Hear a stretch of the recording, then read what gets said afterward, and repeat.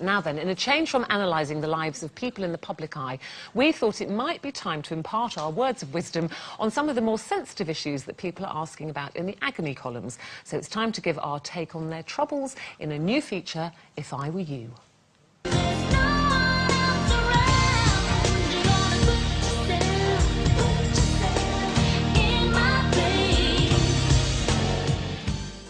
If I Were You. So, first up, writing to the Observer's Mariella Fostrop over the weekend, a lady in her early 30s, in a stable, loving, 6-year relationship, admitted that she's constantly attracted to men other than her partner. She's never cheated on her other half, I must say, but she says she feels she'll go crazy if she could never kiss or make love to another man again, and she's therefore hesitant about marrying him.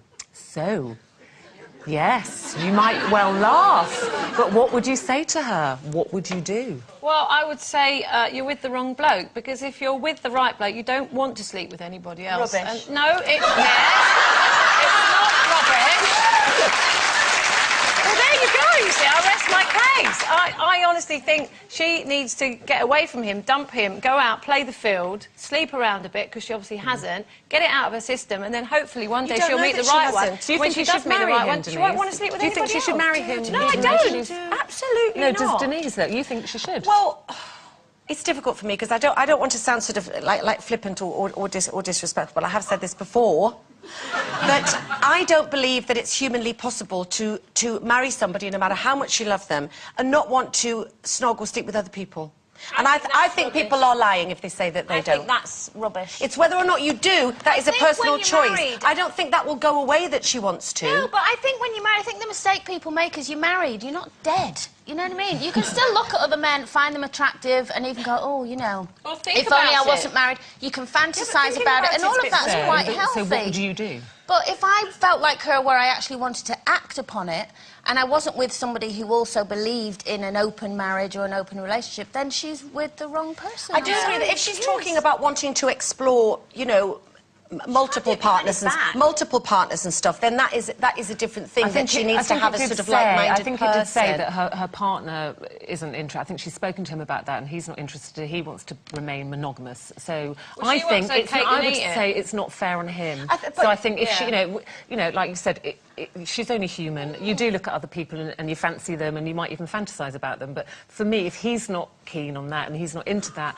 then I don't think it's fair on him to marry her. No, absolutely. Yeah. Okay. Wrong bloke. Yeah. So that's the first dilemma. Our next one, writing to the Sunday Express's Jane O'Gorman, a woman is upset that after her best friend gave birth to twins 6 months ago, she's been too busy to even meet for a coffee. She writes she's a mum of 2 herself, but always made time for her friend when her children were little, even getting her mother-in-law to travel down from Scotland to babysit so she could go to the friend's 30th birthday party. She remembers that far back. She's asking, will it kill the friendship if she tells her friend how upset she is? So, should she?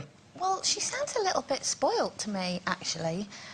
You know, her friend has just, you know, all right, it's 6 months has gone by, but she's had twins. She's got 2, yeah. She's got 2 to contend with. She's probably still trying to get them into some kind of routine. She's probably absolutely exhausted, and no, she's probably not thinking of this friend at the moment. Doesn't mean she won't, ever. So she shouldn't confront her? Well, I think if she's going to confront her, she should do it in a nice way. She should say, look, when can we get together? You know, I'll try and sort my kids out. What do you think? When do you think you'll be ready? I don't think she should go in and go, I'm not happy, you're letting me down. I just think she's been a bit selfish. I mean, obviously, we obviously with these problems, you just get the sort of bare bones of it. And I mean, there could be lots of reasons. You know, she could be poorly after it and everything. It is a massive thing to have 2 children. Maybe she don't like her anymore. Well, maybe she don't like her. Maybe she don't like Nigel in the first place.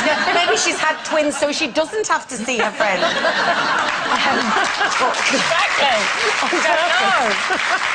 But I think that if it's bothering her, I think that she should say it. I agree with Cole. She should say it in a jokey way, sort of, you know, maybe like, you know, oh, look, I miss you. How long is it going to be before they go to university so that we can go out on the town and have a few drinks? And do it in sort of a jokey way, I think, really, because, I mean, none of us would want anybody to say, it's me or the children. That's just ridiculous. Have you had Carol friends that you think, oh, blimey, now all I hear about is their babies? Well, I have lost a few friends to children, and that's fine, because, you know, when women have babies, it is the most important thing, and friends do do have to go by the wayside for a while, and that's fine.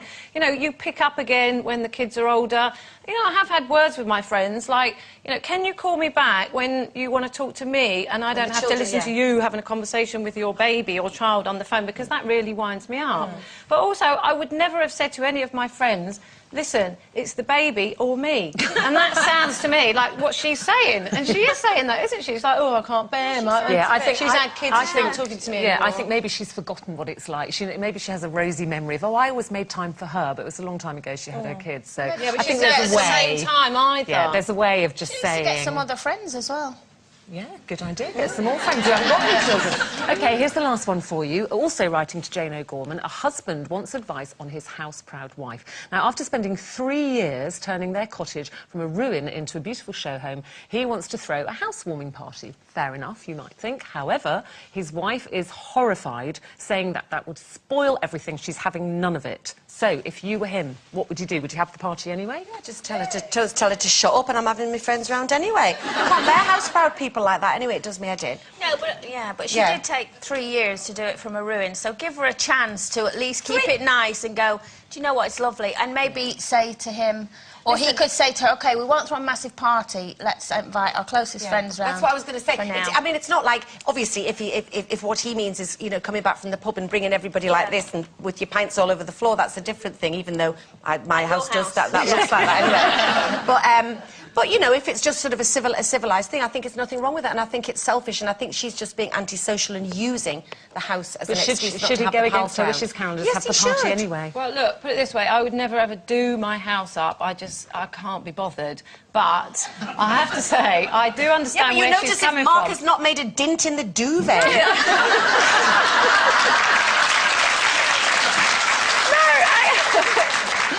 I kind of understand where she's coming from, because if I'd spent 3 years doing up a house, if I spent an afternoon cleaning, I don't want anybody to come in. I don't even want to go in there myself. I want it to stay like that for a while. And if Mark comes in and drops and makes a bit of toast, I'm with the dustbuster behind me, like, oh, you've dropped a crumb. Right, because I want to preserve it. So I do understand where she's coming from, but at the same time, I don't like all that house-proud stuff. See, I think he could find a compromise and say, I understand your concerns, love, we've got a beautiful home, we've spent a long time doing it, tell you what, you choose who comes. And then she can't complain that his friends have wrecked it, and then and have a party and enjoy yourself anyway. So there you go, that's what we think. Yeah, it's not bad advice, was it?